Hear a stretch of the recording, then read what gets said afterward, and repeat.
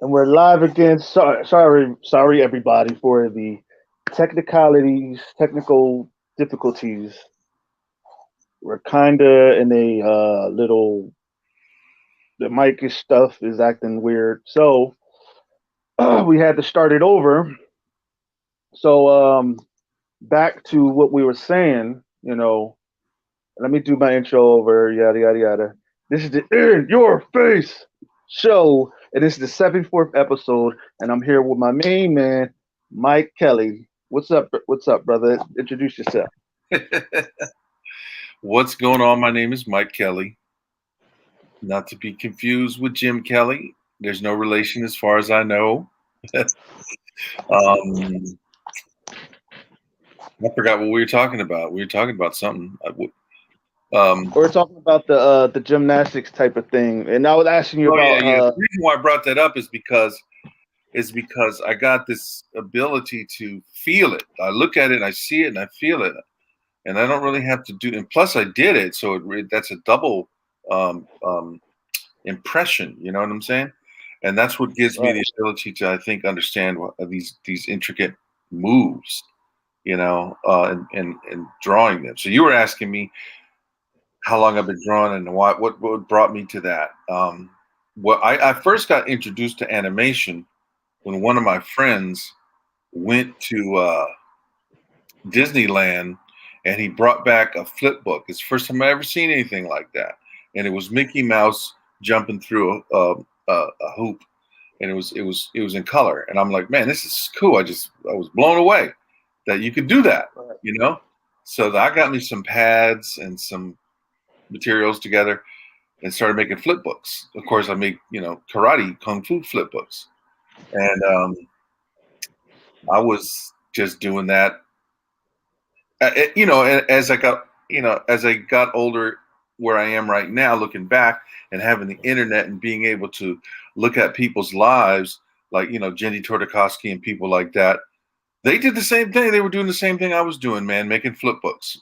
Making flip books. And then I learned in middle school that there was such a thing as animation, and that you could actually go to school and you could learn about it, and there's tools that you can do to make these cartoons and stuff. Because I always loved cartoons. The kind of cartoons I used to watch were Hanna-Barbera, the superhero Hanna-Barbera, Mytor, those type of things. And Johnny Quest. I love Johnny Quest. Love Johnny Quest. I still love Johnny Quest. And couldn't wait for that show to come on. So I learned that there was such a thing as animation. When I got into high school, I went to Venice High, and that's where I was also on the gymnastics team and the football team. There was no animation available at all, you know. And Mm, I eventually um, moved in with my dad in high school in Hollywood. Me and my dad and my younger brother were living together for a short time. I was going to Hollywood High. They had some better art classes than in Hollywood High.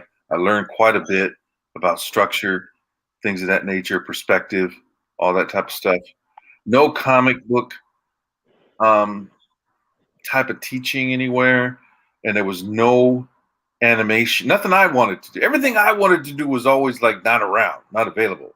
You know, so um, I was kind of stuck. And then my dad came home one day, and he told me that there was some animation guys he ran into, couple of brothers started an animation company called New Genesis, and he told them about me and what I was into, and it just so happens that their company was only a few blocks away. They were on Wilcox in Hollywood. I couldn't believe it, and so went down there as quick as I could, introduced myself. They let me come in. They gave me an internship.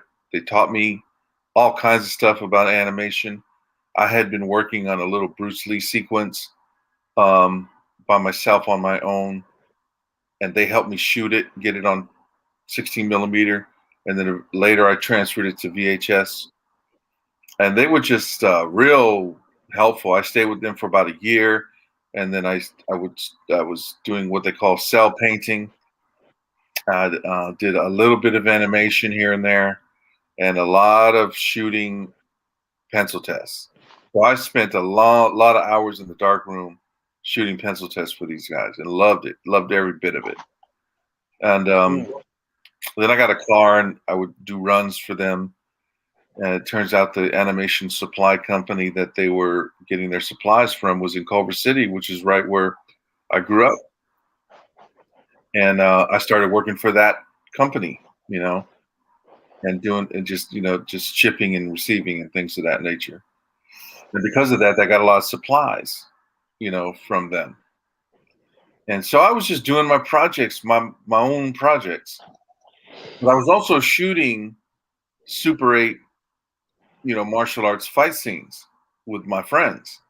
We go out and we shoot some fight scenes because we're all into the martial arts, and that's what we would do. And a friend of mine from Hollywood, who's a DP now on a show called Family Matters, his name is Ken Stipe. He's my best friend. He's like my brother, and we would go out and shoot these things and shoot these fight scenes and cut them. He introduced me to editing because I didn't know anything about editing. I didn't know that's what you do. I didn't know that's what you did. When I shot my first fight scene, I tried to edit in the camera, which was damn near impossible to do. But I would tell a person, okay, I want you to stand here and do this. Right. And then I would shoot it, and then I'd jump over to the other angle, and I would shoot that angle, and I'd jump to the other angle and shoot that angle. And I did a whole scene like that, thinking that's how you're supposed to do it. And then my friend, Ken, said to me, you can edit this. And I'm like, right. What is that? What the fuck is that shit? And and then he showed me, and then we got a what it was, Super 8 little moviola thing, where you take the Super 8, you cut it and splice it and tape it. So I really got into that, man. I'm like, wow, it gave me control, So I was able to shoot what I wanted. I started understanding how to shoot and overlap and things of that nature. And then it was a blast, man. When I learned how to edit, I was an editing machine. I'd be up there all night with those little Super 8, little tiny Super 8, cutting that plus splicing it together, man. It was crazy. So I had myself a little reel, and I was learning animation on my own, through books and whatnot. And the company I worked for gave me all kinds of education to basic traditional animation, drawn on paper, right? And everything I wanted to do was all kung fu related. Everything, I wasn't doing animals or cute figures or anything. I just didn't want to do that. And my brother found some Fighting Stars magazines in the trash, and came up and got me, said, "Hey man, you got to come down. We got to check this out." So I went downstairs in our apartment, looked in the trash, and the trash had been cleaned out completely at that particular time. The whole thing had been washed out, so it was clean, and there was a stack of Fighting Stars magazines sitting there, mint condition, just right there for me. So I snatched those suckers up, and I soaked them up, man. I was reading them. And then after reading them for a while, there was a little tiny ad buried deep in one of those magazines. And it said, Bruce Lee animated movie production, and the address and all that stuff. Right? All right. Are we still on? Or We're still on. I'm talking. I see 3 comments.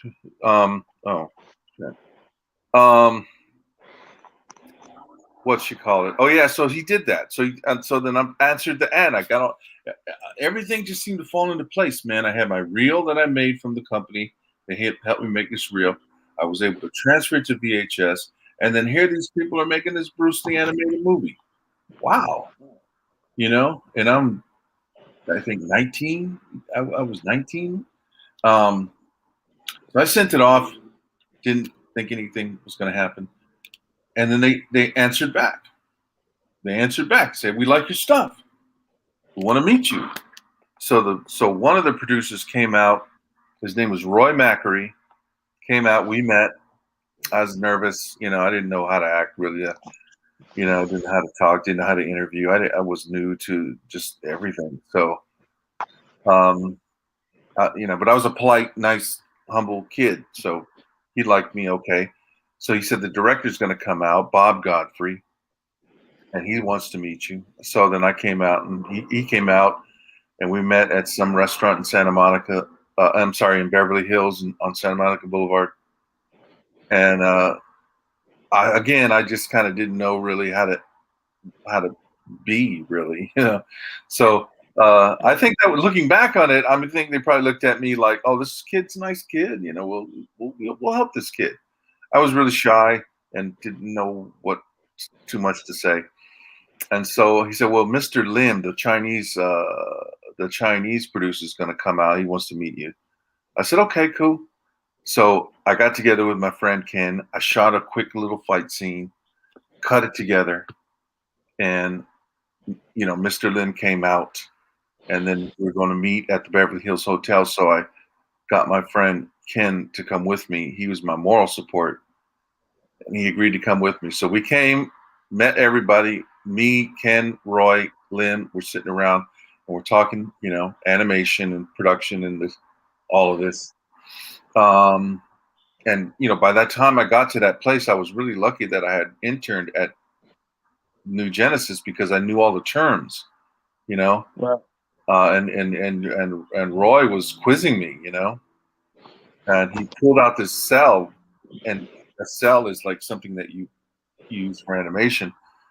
He says, "Do you know what this is?" I said, "Yeah, that's a cell." And so he quizzed me on that kind of stuff. And then out of nowhere, I said, "Guys, I want to show you something." And then I took out my little Super 8 projector that I had carried with me up there. I reeled up my little 2-minute reel, turned out the lights, flashed it up on the wall, right? And it was silent. It didn't have any sound effects. So I was making the sound effects. I was like, so they must have thought I was crazy. And so, yeah, man, I'm telling you, it was a trip. And so that happened. And then, I put the lights back on, and I'm like, "I just wanted to show you that, guys." And they're just looking at me like, I was from outer space, And they said, "Okay, well, thank you, Mr. Kelly," and this and that. No, all right. Nothing like "I'll see you later," and just bye. So me and Ken are walking down the hall, and Ken's like, "Man, you shouldn't have did that. You were there to get a job as an animator, and you show them this karate fight. I'm sure they would." What's wrong with you? I wanted to show it because I want people to see it, man. I don't know what I'm doing. I don't know it, and ignorance a lot of times is bliss. So, I tell you like this: everybody makes a fool sometimes. Yeah. I mean, look, it's like this. Yeah. You know what I'm saying? Sometimes we don't. Sometimes you go into the interviews in the dark and you don't know how to do certain shit. Mm-hmm. So it's going to happen like that sometimes. Yeah. So anyway, check this out. 2 weeks later, Roy calls me and says, "Hey, Mr. Lim, he really liked your kicking, and it just so happens we're making a movie. We want you to fly out early and go be in the movie." I'm like, "Man, I can't wait to tell Ken." I called up Ken and I'm like, "Guess what? Guess what, fool?"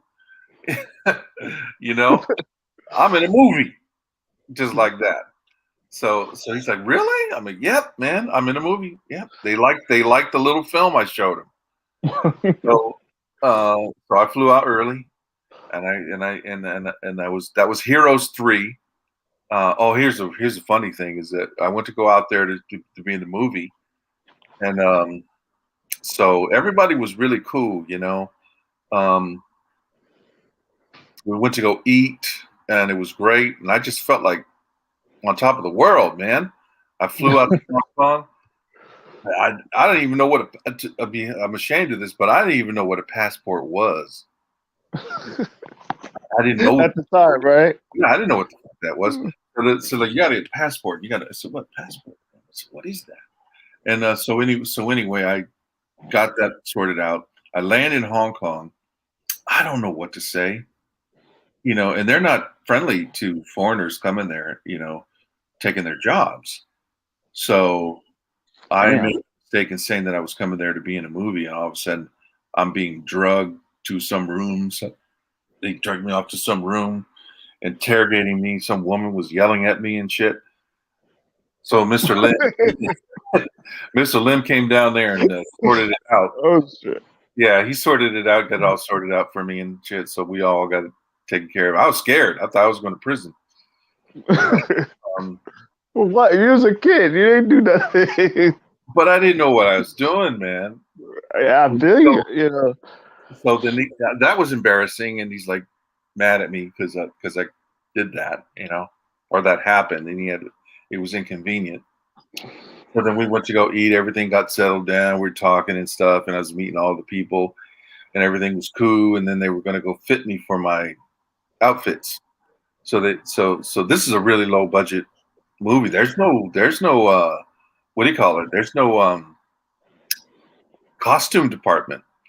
We went to the department store.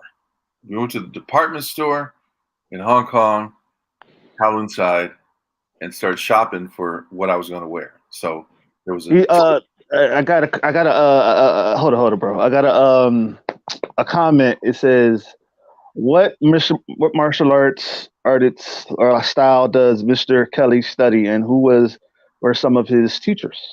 Oh, okay. We can get all right. Damn.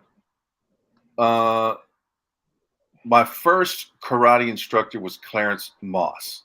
Clarence Moss was a guy who used to come to the projects and teach kids karate. It was sort of like a Shotokan style karate.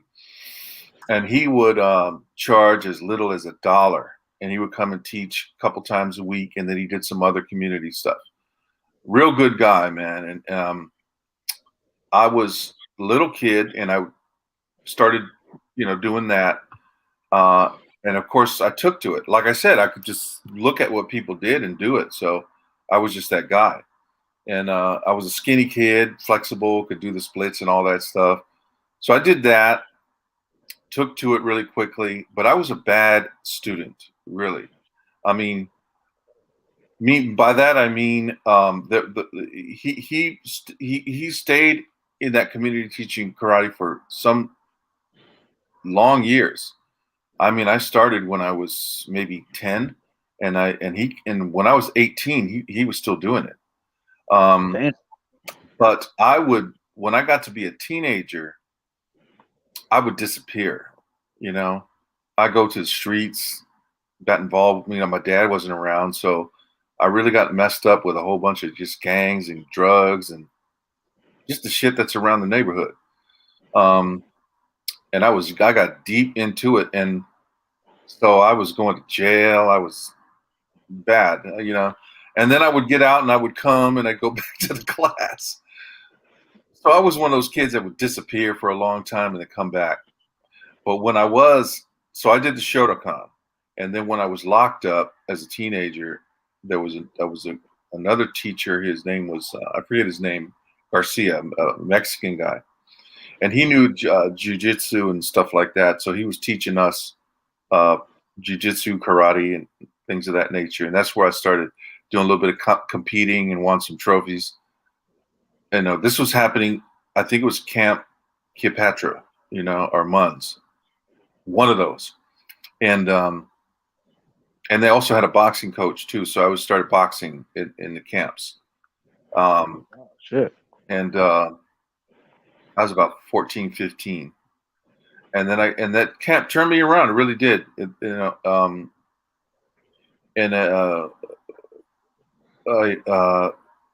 Well, that's a whole another thing. But I eventually got out, and I was going to go to high school. I decided to turn my life around. I really didn't want to do the stuff I was doing anymore. So I went and joined high school, got on the. That's when I got on the football team, the gymnastics team, track team. Started doing sports. Sports really, really helped me, man. The first team I got on was football, and then when I got out, when I got out, I would be so tired from football that I just didn't want to do anything. I'd go to school in the morning, go to football, come home, be home by, 8 o'clock at night, and I was dead tired. So I didn't do any. That didn't work you out. Yeah, I didn't do any wrong.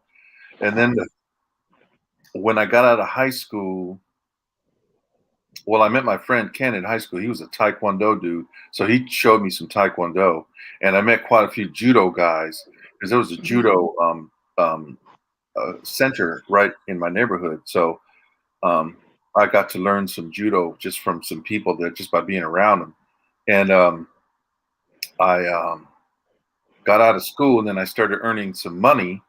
And when I earned, and it just so happened, Danny Inosanto started a school in. Danny Inosanto started the school in Culver City on Washington Boulevard. Man, I couldn't wait to join that school. So I got in there, and I stayed, and that was my school, And I was, they had Wing Chun, Kali, John Fan, and I think that's it. And they would have all kinds of other people come in and out and give seminars and stuff like that. So I gravitated to John Fan. I took a little bit of Wing Chun, just enough to kind of understand it, and then from a guy named Hawkins Chung, and then gravitated to John Fan, which was that class was ran by a guy named Alphonse Tunez or something like that, a kickboxer type dude. So he used to train people in the daytime. So I would go in the daytime every single day and drill with him. And that's where I learned defense. I mean, because he drilled me with defense for hours. Learned like slipping, catching, bobbing, weaving, countering, and things like. I mean, that's it.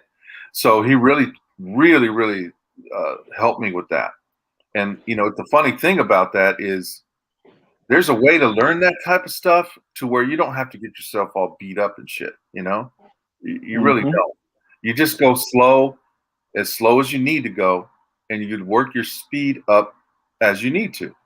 And you just get your mechanic. You have to have somebody who knows what they're doing to show you the right mechanics. And it's not about banging each other. That's later when you test yourself. Maybe once a week you do that. So I really liked that school, and I stuck with it, for a good while. Then I went off to make the movies, came back, and I went back to that school. And then I got married, had kids, slowed way, way down, and wasn't doing much of anything. And then I went back to Richard Bastille's school and I stuck with the John Fan because I liked it. But then I started gravitating more towards boxing. So at that time, I was going to Richard Bastille's in Torrance, and then I was also going to Fabia Chavez boxing gym in Carson. So I was doing both. I gotta get in the shower. Oh. So my thing was always a mixture of kickboxing type training. A lot of sparring, a lot of that shit. So, question. I got a question. So, did sports like the football and the basketball, did that translate well for you into like mixed martial arts and stuff like that? Well, I played football. I didn't play basketball. Okay, sorry about that. Basketball. I played basketball until way, way, way later. But yeah, definitely. I mean, I was already, when I joined the football team, I was already strong. I was fast. I was agile. I could move. I could catch.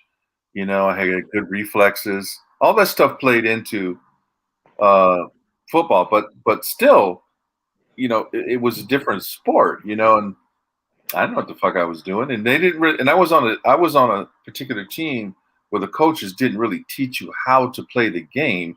They just played the game, My dad is the one that taught me how to like run through holes and find openings, in the running back, when you're running back. I didn't know any of that stuff, uh, and they didn't teach me that, so it definitely helped, the fact that I was into martial arts, definitely helped with football, you know. Because because you have to have the vision and playing running back. You have to have vision. You have to have Yeah, running back vision because that's a vision big, to big, run through holes. and that takes a lot of time to develop. And so Yeah, I didn't spend enough time to develop that, because the guys I was playing with who had been playing Pop Warner and this and that, they just knew how to do it. Like I would be like, man, how do you find those holes, man? And it's just they just knew because they've been playing for so long, you know. right. And so, okay, I have another. There's another comment. Amazing. Does Sifu Kelly teach GKD? Well, when I got out of high school and we started making all those martial arts movies, and I was reading all that Bruce Lee stuff, with having to do with JKD and whatnot. I soaked it up. I managed to find myself a kicking shield that was exactly like Bruce Lee's, and I used to kick the shit out of that thing. I would kick that thing forever. And I had a little one of those things that you hang up on the wall. I think it's called a makia, a wakita. There's a Japanese name for it, and you hang it on your wall and you hit it, right? So I would do that for hours, practicing my 1-inch punch. Not that 1-inch punch is a technique of any kind. It's not. Oh, okay. It's just a Rob, demonstration. hold So on, hold on. I would practice that until I could break like 2 1-inch boards, with a 1-inch punch. And the only reason why I did that is to impress people, to say, "Watch, look what I can do." And then when I would meet people, I would have them hold the shield, and they would kick the shield. The only reason why I did that is because Bruce Lee did that. I was trying to be Bruce Lee, period. So I feel you. if he did that, if he did it, I did it. I tried to do it. He did the push-ups with the 2 fingers. I did push-ups with 2 fingers. Of course, now we've surpassed all that. I mean, you got guys doing push-ups with their fingernails, and handstands. Their strength is ridiculous. So Yeah. Hold on for a second. Hold on for a second. yeah. I have another comment, dude. It says Robert Parham said, "What's up, my man? Hold up, dude. Do you have plans for a full length animation? Or you are so talented." That's what I've been trying to do my whole life, is some type of full-length animation. Right now, I'm just trying to do TV shows. We got a TV show in the works, called Kill Clarence Moss. Me and my partner Brian Fire, we're working on that. If you go to my YouTube channel, you'll see a little promo on it, and we got some real good potential legs on that show. So hopefully, by next year, we'll be if not in production, at least we'll be closer to production on doing that as a TV show that will be streamed, on the basic streaming networks that you see. So yeah, my whole focus is to try to do martial arts animation and martial arts comic books. Whatever I do, it has to do with the martial arts. Uh, um, but getting back to that guy's question about did I ever teach JKD? Well, I never taught Jake. I used to try teaching. I would go around teaching people, only because I was imitating Bruce Lee. I was just imitating him, and he did that, so I thought I would do it too. But it never amounted to anything. I never planned on opening up any schools. I never felt like I had the credentials to do that type of thing. Um, of course, I've taught boxing to lots of people. Lots of young kids. My family mostly.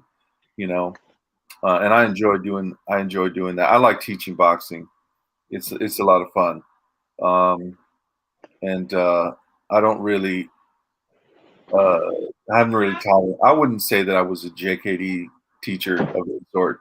You know, uh, my understanding of JKD is that it is a mixed martial arts. That is to say, um, that is to say that what do you call it? The JKD people that are out there right now on the YouTube channels and stuff like that that have JKD as their method of teaching is not what Bruce Lee I think would be happy with. Um, yeah, I think that Bruce Lee would be happy with MMA because that's what JKD is. It's a mixing of martial arts and whatever works. You know, that's what people always say all the time, right? Whatever works. He said that in his movie, you know, Way of the Dragon. Well, if it works, use it. And that's the attitude that JKD is supposed to have. But instead, you have people that it's, you know, doing the JKD and they do it and they all do the same thing. Not that it's bad, or not that it doesn't work, or not that they're not good, or not that they're not tough fighters or whatever it is. But it just, you know, turned into a method, right? That Bruce was against. You know, he was against that. He was against method, you know. So the JKD guys, you see them, they do all the trapping stuff, you know, where the guy stands there and they do all kinds of punches and shit, and the guy doesn't move, you know, they throw all types of punches and whatnot. And they have the black sweatpants and the black shirt and with the emblem, and you look at the school and it's got all the bags hanging and it all looks the same, you know. And they call that JKD, and they have the collie sticks they bust out here and there. And it all looks like Danny Inosantos and Richard Bastille's schools when they were running their schools, or Dan's still running his school. Richard, I don't know. I don't know if he's even alive. Is Richard alive? Do you know who I'm talking about? Richard Bastille? No, I'm not quite sure. I'm learning all of this through all of you guys. So yeah, man. Well, shit. Yeah. So the JKD stuff that you see nowadays seems to be what Bruce was kind of against. Okay. Okay. The MMA seems to be more what he was for, you know. Okay. And also too, when Bruce popped on the scene, it was perfectly acceptable to be a martial artist and not be in shape. I mean, you had martial artists that were downright obese. You know? Richard passed in 2017. Hey, The first. hey. Say Richard passed. Wait a minute. Oh, Richard. Oh, he passed. Yeah, I thought so. Yeah, I thought he did. You know, my memory is pretty bad. You know, and I think he stopped teaching somewhat before that. You know, he was the nicest guy you ever wanted to know. I mean, a lot of times he let me pass on paying the fee, and so did Dan. So did Danny. So I have another question. Okay, when it came to basically just how many years have you done martial arts? Probably. I said probably from the time I was about 13 all the way up until I was about 40. Okay. So you did, get something out of it. You know what I'm saying? You got some. It's like because I run into a lot of guys that's just not happy. You know what I'm saying? Where they at? You know what I'm saying? And you seem in the guys that I had on the show before, and y'all seem very upbeat and love what y'all did. You know what I mean? Yeah, I'm very happy with I'm very happy with my life experiences. I was aiming higher. Right. But I was also dragging around, a ball and chain. I had belligerent, basically. Huh? Belligerent, basically. You know, the Yeah, belligerent. I had some problems, man. I spent my whole teen years incarcerated. You know, Damn. yeah, my whole teen years, because I mean, I can't tell you how important it is for a father to be in your life and for him to be a good man. You know, it's everything. It's everything, man. You know, so Yeah, there are a lot of kids out there that don't have a child, have a father that can teach them, mhm, you know, the basics of being a man. You know, and mhm, you know, it's a lot of your mom can do only do but so much. You know what I'm mhm, saying? yeah, It sometimes and sometimes you need a man's touch on how to handle certain situations. You know what I'm saying? yeah, Like say like for example, okay, a boy gets his first beard or first, you know what I'm saying? You want to mhm, know about that stuff or want to know about sex. Yeah, you ain't going to, your mom can't teach you all that stuff, you know what I'm exactly. saying? Or You maybe know, somebody should tell you what a passport is before you're 18. exactly. I see, you know, and that's the stuff that, you know, a man and a child should learn at a young age because you're going to want to travel. You're going Yes. to want to do things that you Listen, want man, to do, you you know, know? I got two boys, right? And my youngest boy is the mirror image of me and what I was when I was younger.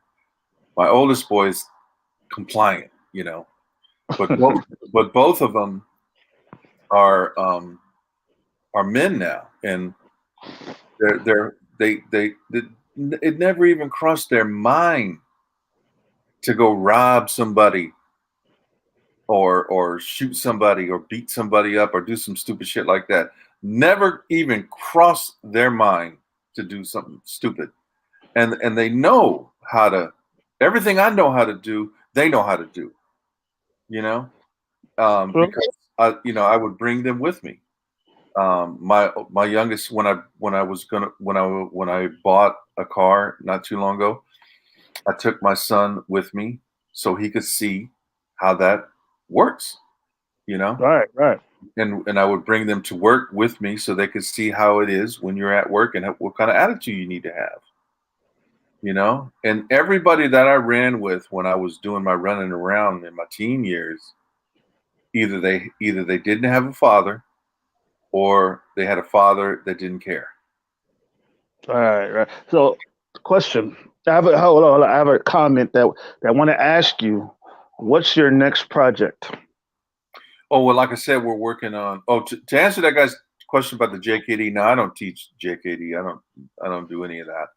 I would teach boxing if I had the opportunity, but I don't think I know enough about JKD, or I don't think I know. I don't think I would be accepted in that world as someone who's endorsed, by the JKD people. So no, I don't teach it. And uh, like I said, animation is my focus. I got my Kung Fu comics, Kung Fu Dash comics. Go there, get your Fist of Fury comic. Don't forget. I'm telling you, it'll make if you buy that comic book, you'll feel better. And Exactly. You'll feel better. You know what I mean? But no, I have a question for the like I audience. said, me and my partner were working on an animated series, and we're pitching it around town. We're trying to get it made, and it follows Awesome. uh, African American young man who's it takes place in the '60s. It's called Kill Clarence Moss, and it's about a young man who finds himself all of a sudden in the world of spydom. So he becomes a spy, and he has abilities, natural abilities, and the agency he works with, agency he gets involved with, trains him, teaches him, and gets him trained up to become one of the best spies out there. There's a little bit of levity to it, a little bit of comedy.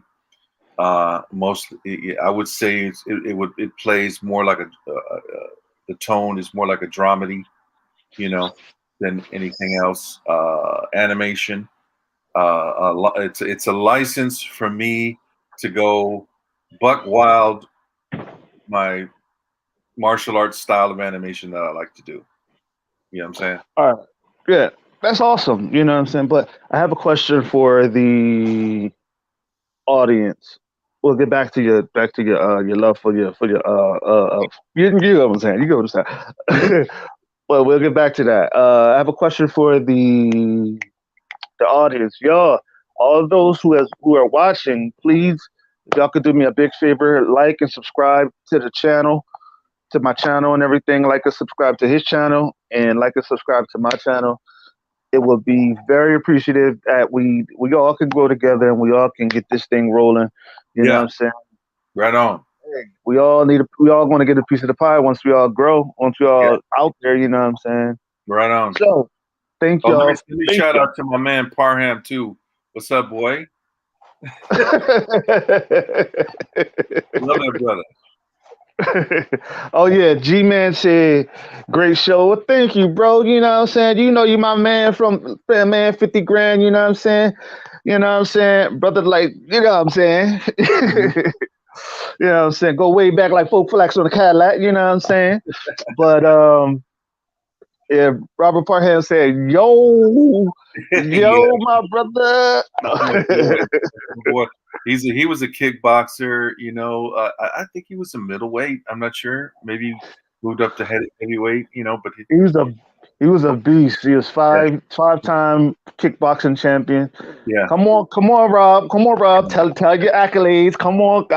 It's this is the Edge of Face show. We get all out with it. You know what I'm saying? We get all out with it. We gonna tell it all, baby. You know what I'm You know, saying? the problem I think with kickboxing at the time was that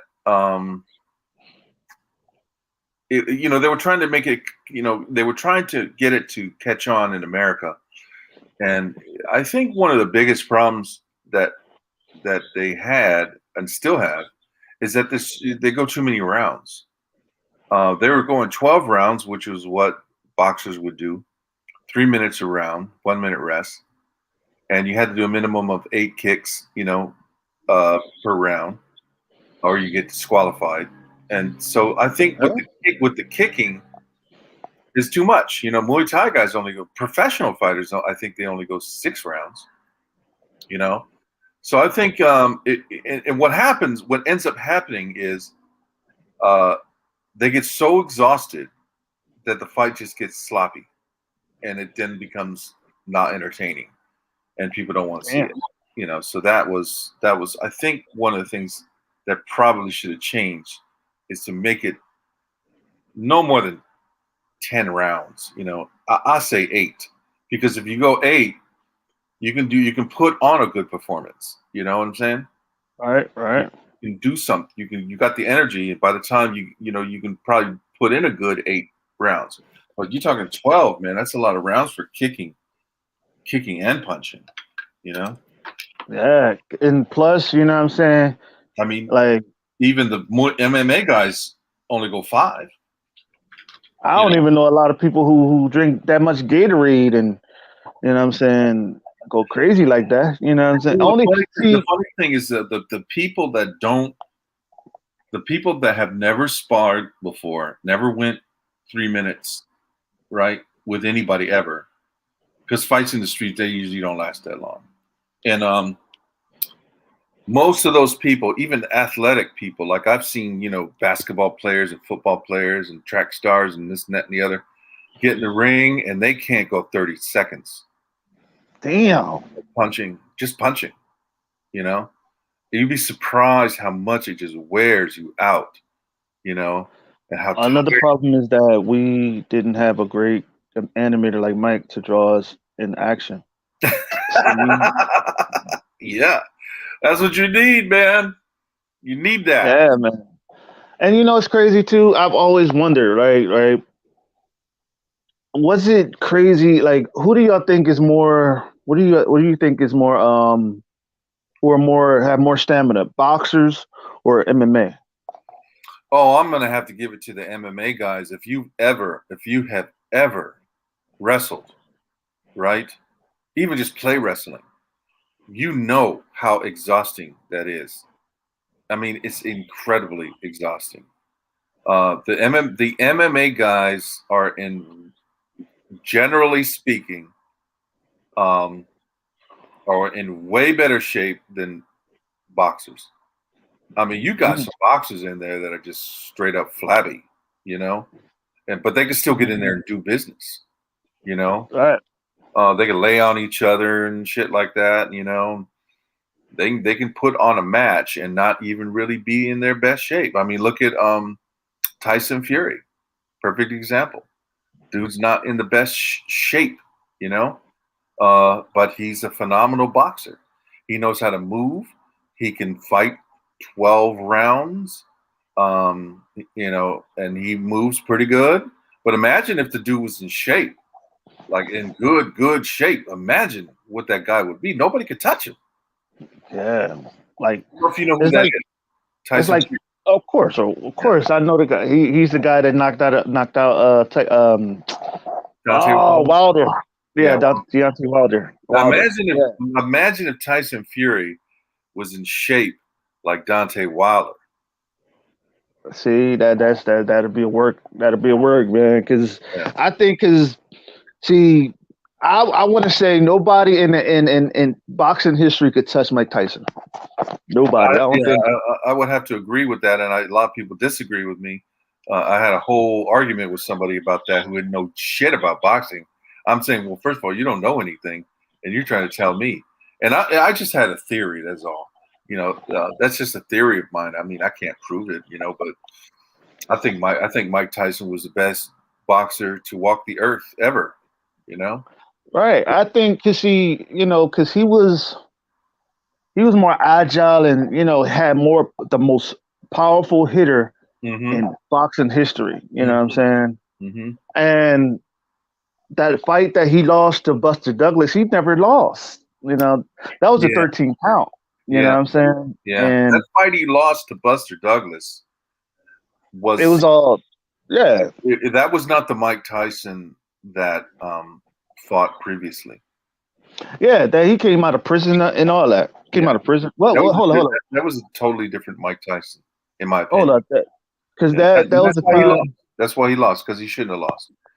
He lost because you say he was partying and partying in Japan and all that stuff. And to be honest with you too, I think that see, a lot of people get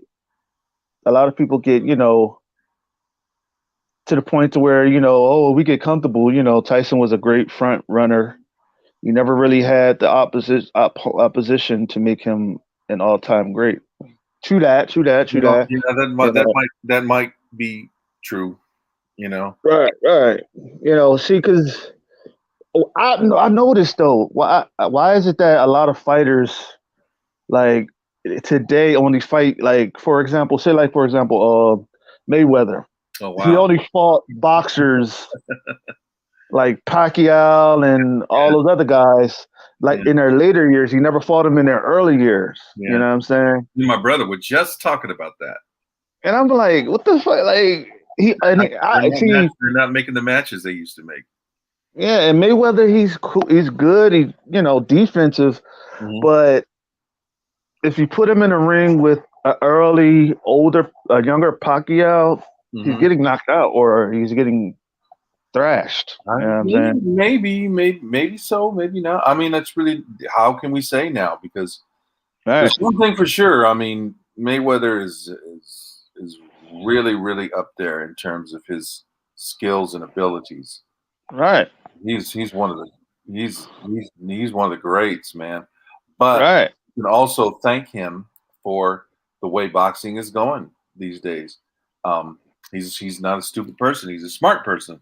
And so he looks at his boxing career as a career, that he wants to last in.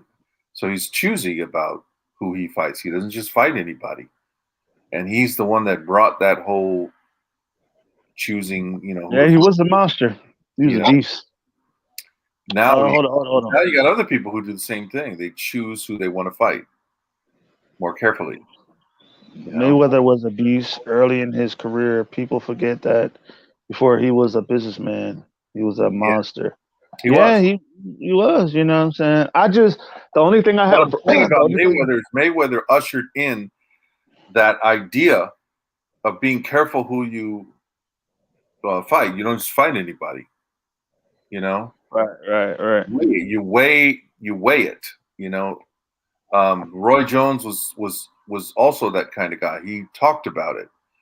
You know, he would say stuff like, "Why should I fight this guy and risk the chance of losing when I could fight this guy and I have a better chance of winning? And I just got the championship. Why do I want to go into a tough fight? And the fighters only have X amount of tough fights in them to begin with.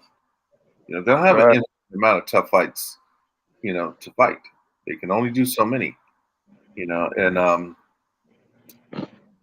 just being a little bit more businesslike with who you choose to fight is what Mayweather ushered into the fight game, and that's why we're seeing some of the stuff we're seeing.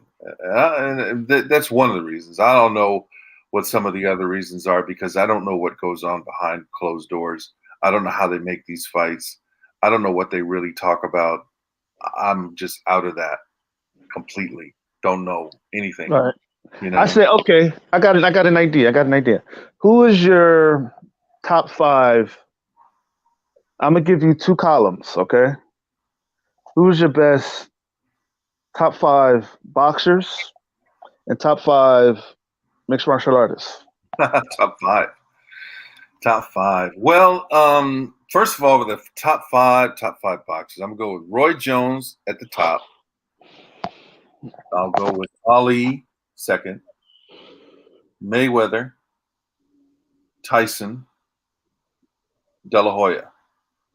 I'll go with those guys for my top five. Okay. Okay. Those are the guys who I mostly go to YouTube when I'm watching. I watch fights like all day long. You know, I watch fights like people watch TV. And when I do go to my fights, thank God there's YouTube that we can do that with. I go to those, usually go to those guys, you know. And there's another guy I like to go to watch is Julian Jackson. I don't know who you know that if you know who that is. Mm-hmm. Julian Jackson was one of the hardest middleweight punchers that walked this earth, and he lost against Gerald McCullum, who then lost against Nigel Benn. Those guys were vicious fucking fighters, man. Mm. Those are my top five. Top five MMA. I'm gonna go with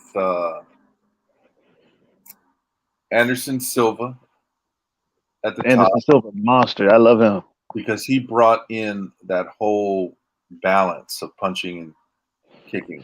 Right. I like Conor McGregor too. I'm gonna go with Conor as the second. I like Conor. I don't understand what people have against Conor. Conor, if you got anything against Conor, you got the same thing against Ali because they're pretty much the same in terms of they're talking.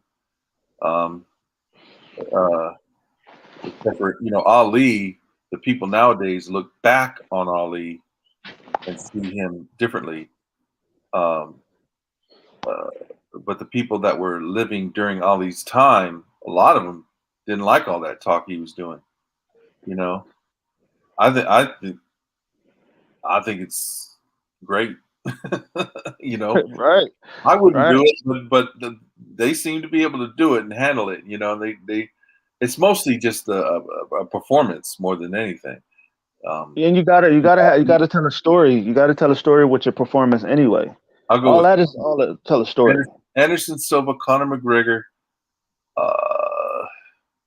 Who else? Uh, Amanda Nunes. I really like her. And What about Ronda Rousey? What about her? I like Ronda Rousey, but I wouldn't put her on my list. I like her. I like her a lot. I think she's a fantastic human being. I have a lot to say about Ronda. I don't know if I should say it all, but I have a lot to say about her. And let's get into it. Why not? You know, we got time, right? Yeah. When Ronda came on the scene, I was like, wow, man, this woman is amazing, you know. And then I started, I worked with a guy at Sony who was part of her training team. Oh wow. Yeah, and he and we never discussed her, because we didn't do that. But he invited me to come down and to the Glendale boxing gym and train some. So I never got around to doing it, but he was on her training team, and so like I said, we never talked about her though. I felt like she, and with all the information I got, and I don't know everything, I felt like she didn't want to really. There could have been better people, man, that could have brought her to a better place in her striking. Right. And she shied away from it because it's easy to shy away from it. Who wants to get hit in the face? Nobody. So, but there's ways, if you have the right people training you, there's ways for you to bring and Robert Palmer could testify to this. There's ways to bring yourself up to the place where you can handle the sparring that you need to do for striking and punching. Like if you jump, you get thrown in there, and this coach throws you in there, and you get your brains plastered all over the fucking mat. You ain't gonna want to go back in there, right?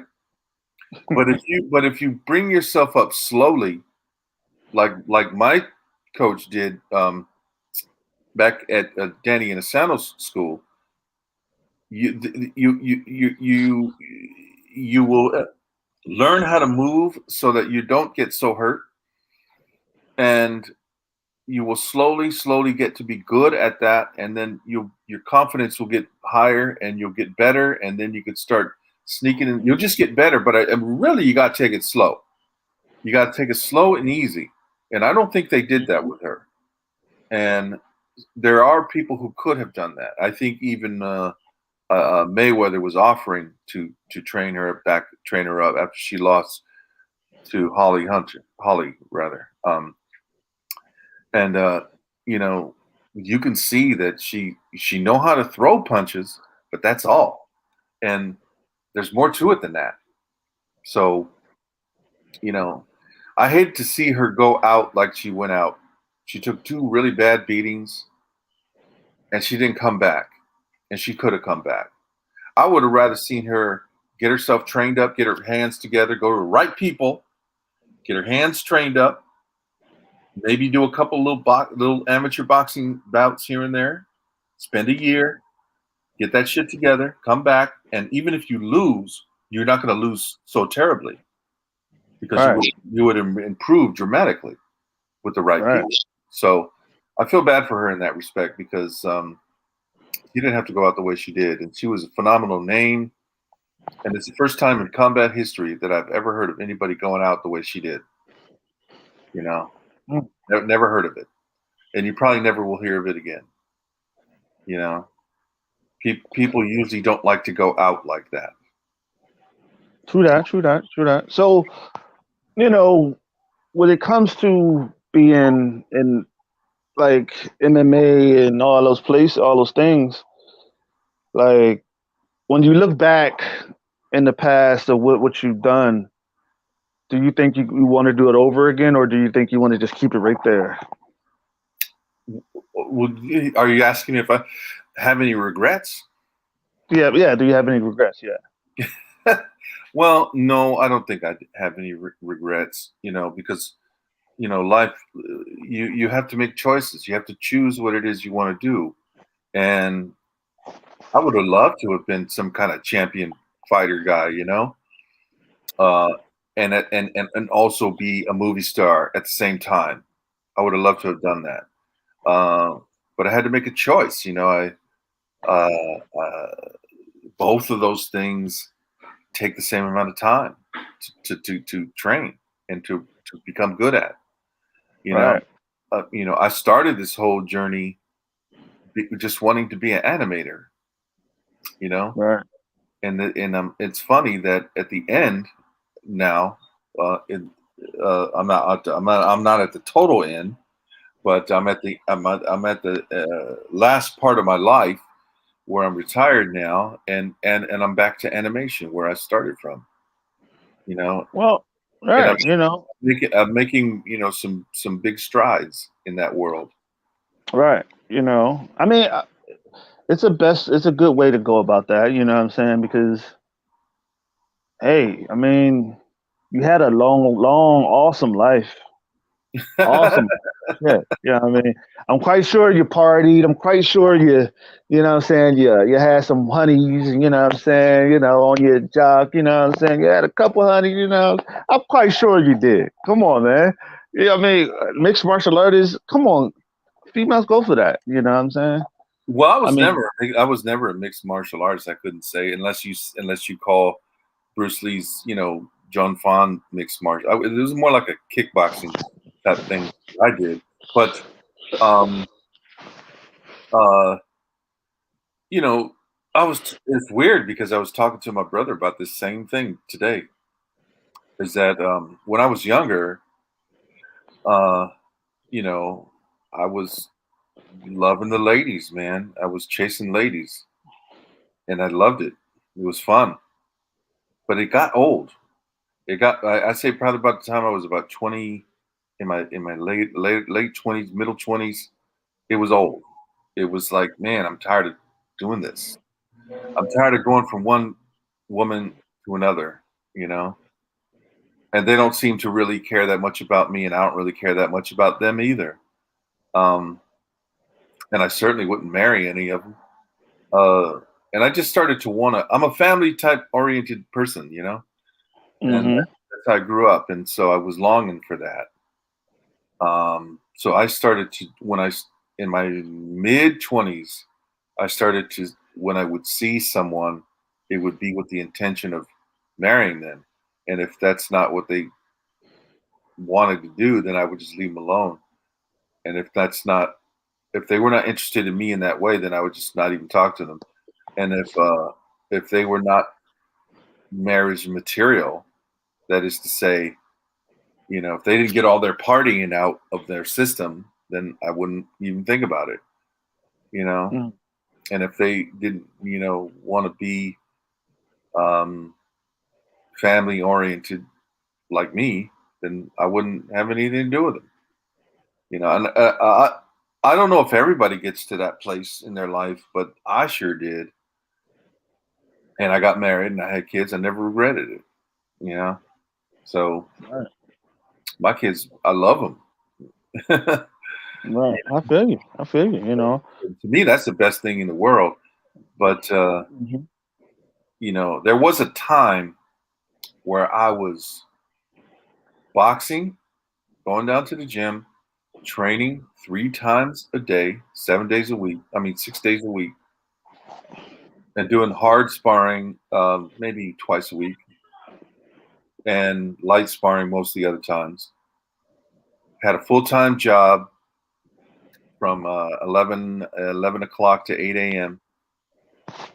And when I got out at 8 a.m., I'd stop at the school and do my road work, and then I'd go home, eat, sleep, wake up, spend time with my son and my wife. We'd eat and stuff. Usually we go eat, and then at 3 o'clock I'm back in the gym, and then 6 o'clock and go home, and then 6 o'clock I'm back in the gym. After the gym, I'm at work. I did that for a year, and that was enough. I had to pick one of those things. And plus, I was trying to be a movie star. I was trying to be in the movies, at the same time. So it was too much, you know. I had to let some of that go. I had to pick, what is it you want to do?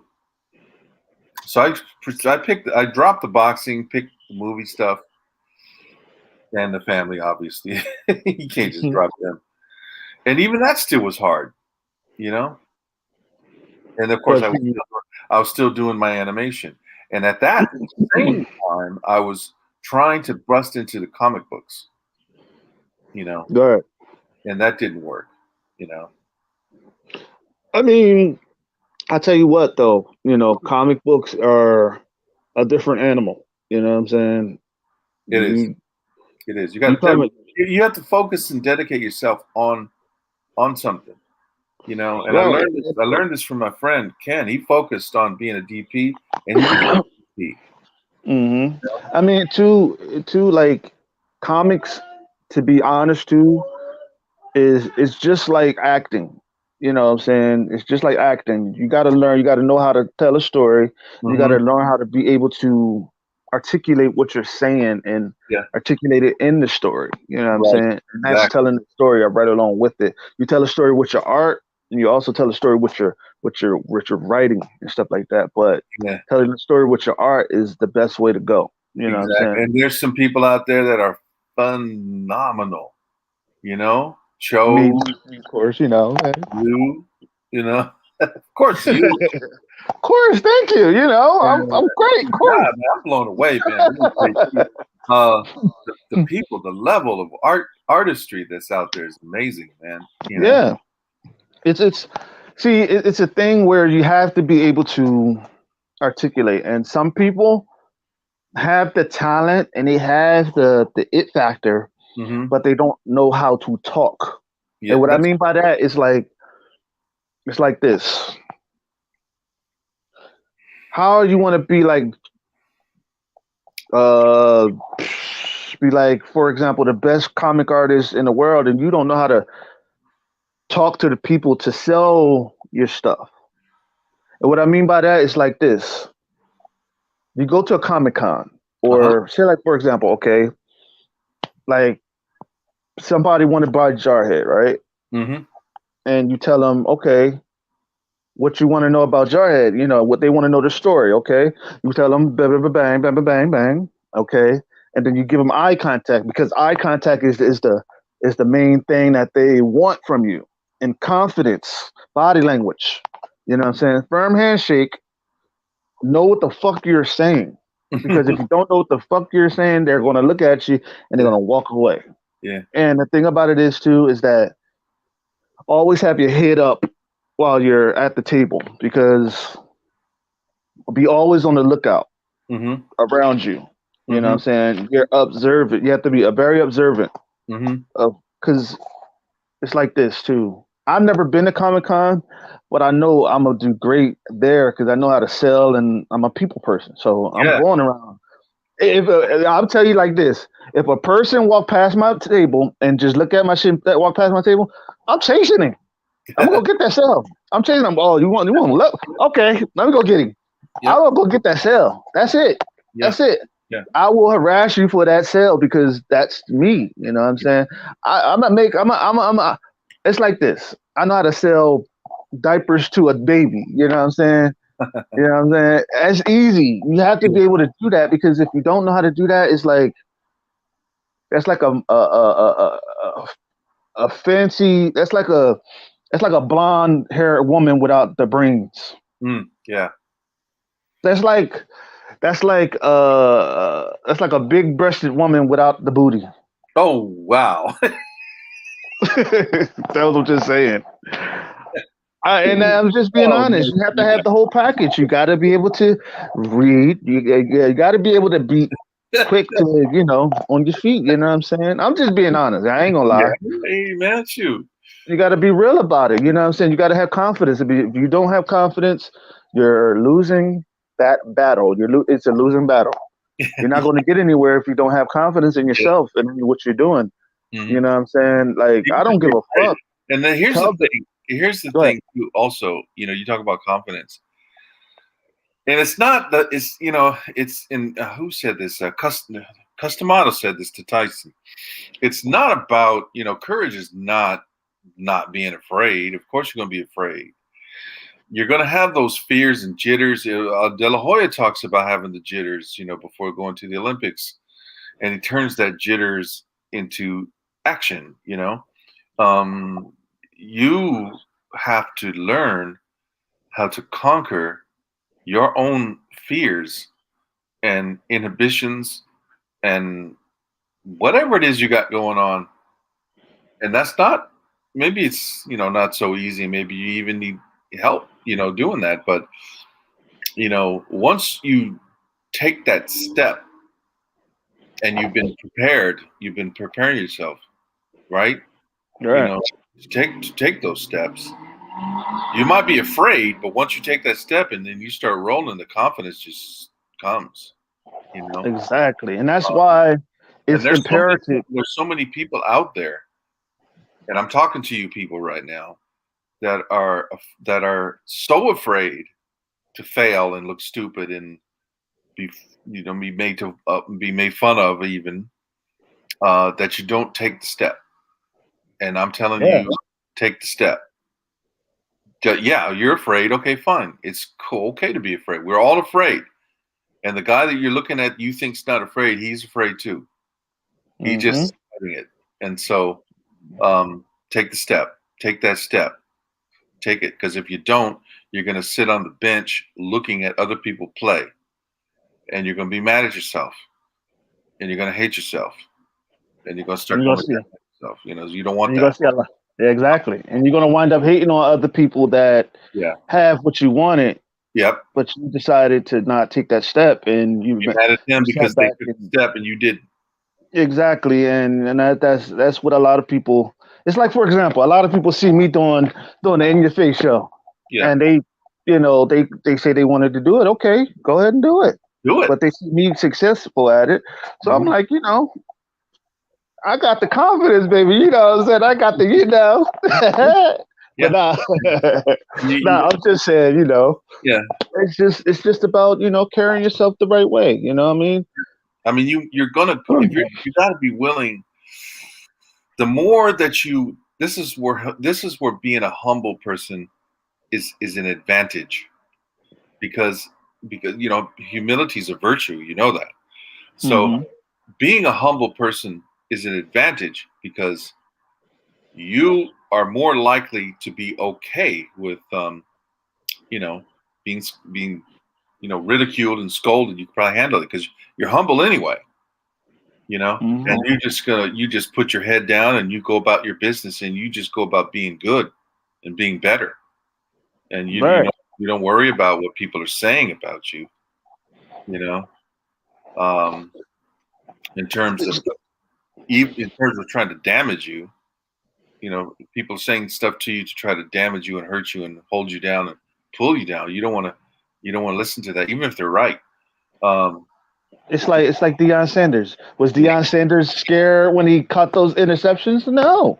Do you think Deion was scared when he did the high stepping into the end zone when he ran all through all those punts and kickoffs back? No.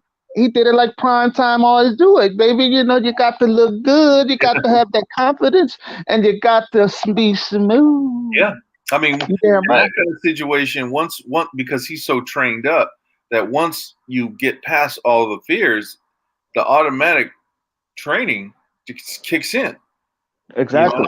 and you're just Exactly. doing what you've been trained to do. You know, Exactly. and then you start feeling good. And you realize I could do this. That's why I tell people it's a difference between being born to do something Hmm. and being called to do something. You're called to be a football player. Hmm. You're not going to be very good, but when you're born to do it, you're Hmm. born to succeed and you're born to fucking be at the pinnacle of success. Yeah, You know what I'm saying? I really don't like when people tell other people you can't do that. You know, Exactly. you ain't good enough for that. You're too stupid. You're too ugly. I, You're too yeah, I've been through that. fat. Yeah. You're too Hmm. this, too that. I really I hate hate this. that shit. There was a guy I know when I was when I was an engineer, um, earlier in my engineer career, that wanted to be an engineer. Audio video engineer is what I did, and so he wanted to do that. And I'm like, um, he was a little bit younger than me, and he said, "Do you think I could do it?" I said, "Yeah, of course you can. Why would you even ask me that?" He said, "Oh, because this person and that person says such and such told me that I couldn't do it. I don't have the aptitude for it." I'm like, "Don't listen to them." you know. Yeah. You go and you prove them motherfuckers wrong. I've been through that my whole damn handsome life. You know what I'm saying? And I was always taught that, told that, I never could do this, I never could do that. Mm-mm. See, I'm gonna use my situation as a whole. You know what I'm saying? As an example. Mm-hmm. I was told all my life that I would never graduate from high school. Mm. I was told all my life that I'd never graduate from college. Mm-hmm. All my life that I'd never do jar, I'd never be great. But you know what? I overcame all of that fear, all of the people that put me down, and I'm still standing here. Look at me now, Mm-hmm. looking good and handsome and And debonair as usual, who and at told you? success. Who told you that? I want to say, people, peers, family, you know what I'm saying? People out, because as a person, you gotta overcome those obstacles. Yeah. Because if you overcome those obstacles, you know what I'm saying? Mm-hmm. If you punch back and you don't punch, say like if you get hit in your mouth by all those naysayers, Mm-hmm. you Mm-hmm. better punch back, and that punch back translate from overcoming those odds and stepping over them and succeeding. That's Mm-hmm. the punch back. Yeah. You know what I'm saying? That's the punch in the mouth. Mm-hmm. Because if you don't punch them back in their mouth, they're going to continue to punch you and Mm-hmm. continue to pound on you. Yeah. You got to fight back. Yeah. But, and I want to thank you for coming on the show. Yeah, man. And I Yeah. want to thank you for just being a great host, great co-host. You know what I'm saying? A great, Sure. No problem. gracious No problem. guest, man. You know what I'm saying? You showed up and you showed out, baby, and that's a good thing to do.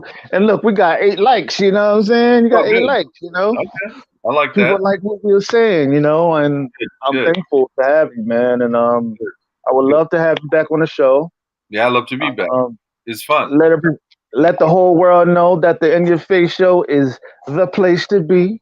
Yeah, I see And great things for the Interface show. I see big things for you. You keep doing what you're doing. You know, you'll be fine. I love to see brothers do good. I like to see all okay, people do good.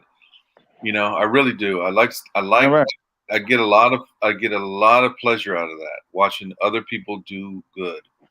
You all know, right. Thank you. And you know what? I want to thank the audience, even though there's nobody watching right now.